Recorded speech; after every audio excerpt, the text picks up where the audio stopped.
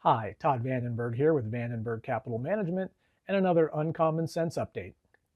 So many things that I could be talking about today. We had the the presidential debate last night. Everybody seems to want to, talk about that. I don't, so that's not what I'm going to talk about today. We can talk about, how volatile the markets have been. Some new inflation data came out this morning, and the markets, immediately started going down. And then the news piled on about, this is maybe a sign that the Federal Reserve isn't going to lower interest rates that much in the next couple of weeks. And then by about 11 o'clock Eastern time, I guess all of that sort of fell by the wayside, and then the markets went straight up. If you look at this quick chart, you can see that the NASDAQ finished up over 2% today. But if you look at the chart, you can see that about 11 a.m. Eastern time, it had just gone straight down. So what these kind of charts show me and tell me is that there was no new information at 11 a.m. Eastern that warranted, the performance for the balance of the day. So what this says, these charts tell me, is that this is just, people uncertain, speculators trying to make money on fear. It's just more of the same. And we should expect through the balance of the year, as we get through the election, that the markets are just going to be volatile. And unless some new data comes out that's hugely negative, then, we're not going to be sort of sucked into, selling on emotion or anything like that. But that's not really any of those things what I wanted to talk about today. Today, what I want to talk about is identity theft and, your credit and the protection of your money. Unless you've been living under a rock, you probably heard that there was a data breach that basically got access to 3 billion with a B records on people, names, address, date of birth, social security numbers, all kinds of information that is likely going to be used to steal some people's money, to sign up for credit cards and then use those credit cards. And there's going to be a lot of that coming. And with 3 billion records that have been exposed to potential criminals, I think we all just at this point have to expect that our information is now available in the public domain. So I've had many people ask, what do I think we should do?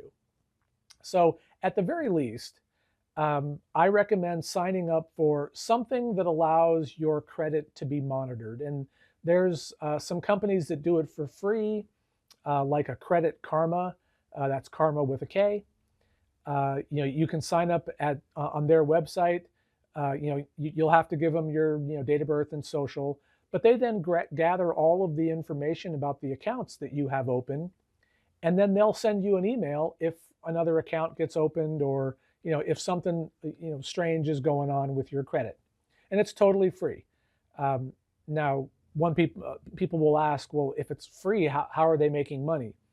Well, as you're on their website, they're always trying to say, hey, use our auto loans, use our home loans, sign up for our co-branded credit cards, things like that. Don't do any of those things. Just if you're going to sign up for it for free, just sign up and don't fall to any of their offers for additional products. There are other companies that do it for a fee, and they do probably a more comprehensive job and a little more proactive. There's LifeLock, and I think McAfee's got one. Both of these companies, for a monthly fee, will basically monitor everything about your credit, and then let you know if things are changing, and then they'll pay to fix any problems that might arise out of your credit. But there's another approach that you can take that, again, doesn't cost any money, and that is to freeze your credit with the 3 major credit bureaus. And the reason that is an approach that I think at this point most people should do, And again, if you don't, it's not the end of the world. I mean, it isn't like the people that are stealing people's identities or stealing everybody's identity. There's 3 billion people that they have to go after. So the odds of them coming after you specifically as an individual are, probably small, but better safe than sorry. So you can either go to these 3 credit bureaus' websites, and they'll ask you a couple of pieces of information. They will probably send you a text message to confirm that you are actually you. And then once you're logged in and you've created an account, and the 3 credit bureaus are TransUnion, Equifax, and Experian. And once you've signed up and created accounts with these websites and these companies, you can then very simply just go in and say, freeze my credit. And what that means is that if somebody tries to sign up for a credit card for you or take out credit in your name, they're going to that request to open up that credit on your behalf is going to get bounced against one of these 3 credit bureaus. And if you've frozen your credit, that request will be denied, and therefore the people that want to take your money or at least use your identity to steal money won't be able to get it using that method. So for people that don't have access to the web, you can actually call each of these 3 companies. You can call Equifax at 888-378-4329. You can call TransUnion at 888-909-8872. And you can call Experian at 888-397-3742.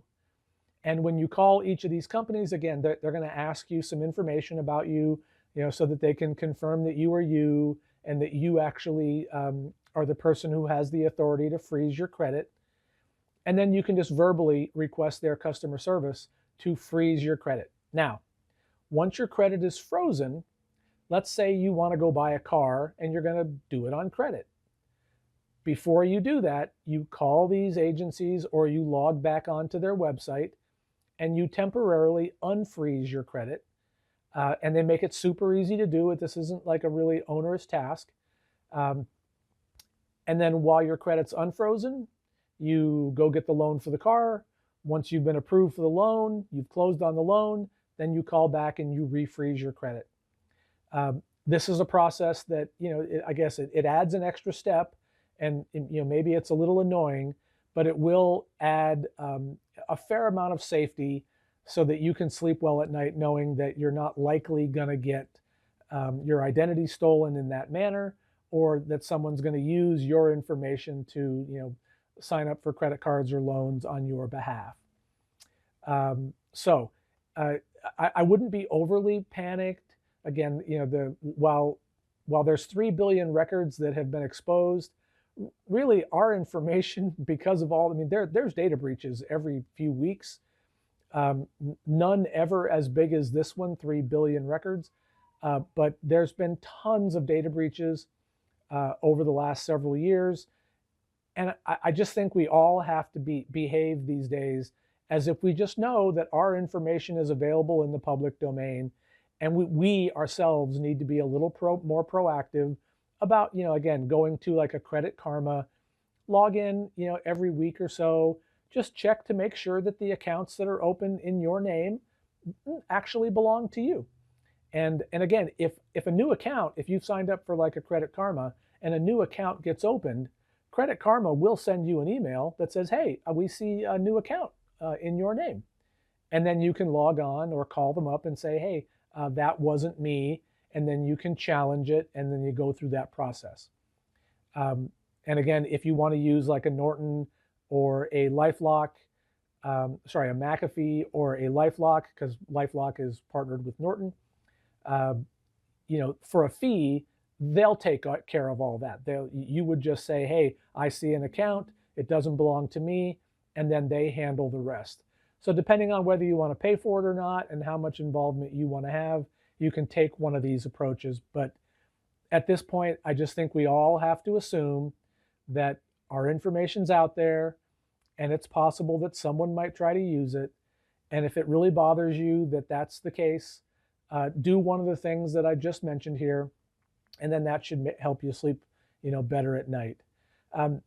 If you have any questions about this, I'm going to put links to the 3 credit bureaus' websites as well as the phone numbers in the description for this video, so you can easily get at it. But if you have any questions about this or anything else about your financial affairs, just feel free to give me a call, text me, email me, reply to this video. I try to answer messages, within 24 hours, so I can probably get you an answer to any question pretty quickly. So that was your update. I hope you enjoyed it. If you did, give us a like, give us a share, and I'll be back again soon with another Uncommon Sense update. Thank you for watching. If you'd like to be the first to hear of more Uncommon Sense updates like these, please click the subscribe button below. We'd really appreciate it. Thanks again.